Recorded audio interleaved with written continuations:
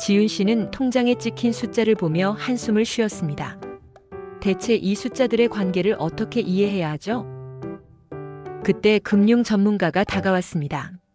재테크의 기본은 고등학교 대수학이에요. 목표를 설정하고 역으로 방정식을 풀 수 있다면 언제 얼마를 저축해야 할지 정확히 알 수 있어요.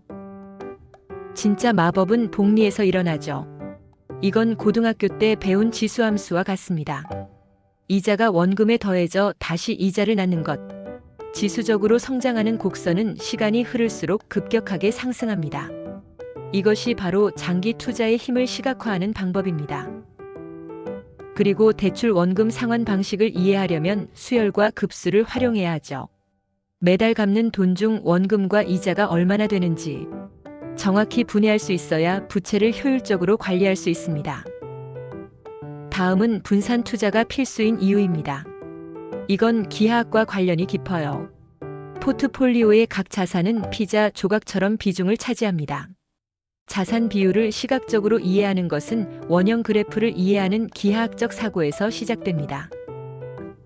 그리고 위험 관리는 통계와 확률의 영역입니다.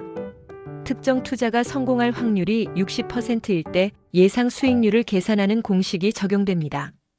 수학은 직감이 아닌 계산된 확률을 기반으로 결정하게 돕는 도구입니다. 한편 미적분은 변화율을 다룹니다. 주식 가격이나 이자율의 순간적인 변화율을 알면 수익이 최대치가 되는 최적의 순간을 찾을 수 있습니다. 복잡한 파생 상품이나 포트폴리오 최적화가 바로 미분학의 영역이죠. 시장에서의 변동성 역시 미적분으로 해석됩니다. 가격의 변화가 얼마나 빠르고 급격한지를 측정하는 것. 이 변화율을 이해하는 것은 시장의 모멘텀을 예측하고 갑작스러운 손실을 방지하는 데 필수적입니다. 지윤 씨는 눈을 빛내며 말했습니다. 놀랍네요. 고등학교 때 그저 시험을 위해 풀었던 공식들이 사실은 내 미래 자산을 결정하는 도구였다니. 수학은 용어가 바뀌었을 뿐 재테크의 언어 그 자체였군요. 한 선생님이 마지막 조언을 건넸습니다. 금융 지식은 수학적 논리 위에 세워집니다. 복잡한 재테크 뉴스나 상품 설명에 겁먹지 마세요. 이미 고등학교에서 필수 도구들을 모두 배웠습니다. 이제는 그걸 꺼내 쓸 때입니다. 앞서 얘기는 고등학교 수학이 실제 금융에서 어떻게 멋지게 사용되는가에 대해 상징적으로 그려본 것입니다. 여러분이 배운 수학이 얼마나 실제 세계와 가까이 있는지, 그리고 얼마나 멋지게 금융과 연결되는지 함께 살펴보겠습니다. 첫째, 미적분 순간의 변화가 돈의 흐름이 됩니다.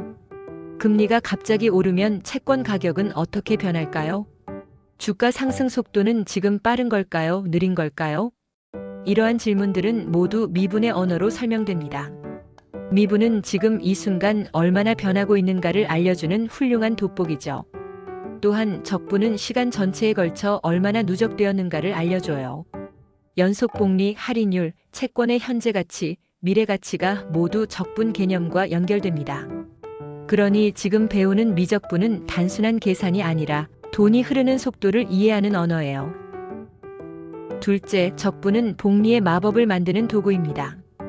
복리의 힘은 사실 적분의 세계입니다. 예금 이자가 쌓이고 ETF가 장기적으로 성장하고 대출이 시간이 갈수록 불어나는 구조는 모두 미세한 변화가 누적된 결과예요. 금융에서는 이를 연속 복리라고 부르는데 적분이 없으면 계산조차 할 수 없답니다. 현재의 돈과 미래의 돈의 가치를 비교하는 현가, 미래 가치도 모두 적분식 위에 서 있어요. 적분은 이렇게 시간을 돈으로 바꾸는 기술을 다루는 셈이죠. 셋째, 통계와 확률은 위험을 이해하는 눈입니다. 모든 투자가 이익을 낸다면 세상은 너무 단순하겠죠. 금융은 항상 불확실성 속에서 움직여요. 정규분포, 분산, 표준편차, 확률 밀도 함수. 이런 말들이 낯설 수 있지만 사실 투자 위험을 이해하는 기본 언어입니다. 특정 사건이 발생할 가능성, 손실이 날 확률, 예상보다 크게 흔들릴 가능성, 즉 리스크를 모두 통계로 계산해요. 여러분이 통계를 공부하는 이유는 단순히 숫자를 맞히기 위해서가 아니라 불확실한 세상을 더 현명하게 바라보기 위해서랍니다. 넷째, 통계 추정은 미래를 예측하는 힘입니다. 예상 수익률 산정은 과거 데이터를 이용해 미래를 추정하는 통계적 예측 모형 덕분이에요. 회귀 분석, 산점도, 표본 평균, 신뢰 구간. 이런 것들이 함께 작동해 미래에 평균적으로 얼마를 벌 수 있을까를 계산해줘요. 물론 완벽하게 맞지는 않지만 데이터가 많아질수록 추정은 점점 더 정확해지죠. 이 과정은 경기 전망, 부동산 사이클 분석, 환율 예측 등 수많은 금융 영역에서 사용됩니다. 즉, 통계학은 금융에서 미래를 바라보는 창문이에요. 다섯째, 행렬과 포트폴리오는 위험을 줄이고 수익을 높이는 비밀 도구입니다. 분산 투자에서 단순히 여러 개를 섞는다고 위험이 줄어드는 건 아니에요. 자산 간의 상관관계, 공분산, 가중치 벡터, 수익률 벡터, 최적 포트폴리오 구성 비율 등은 모두 행렬 형태로 계산됩니다. 그래서 금융공학에서는 행렬이 언어이자 도구예요.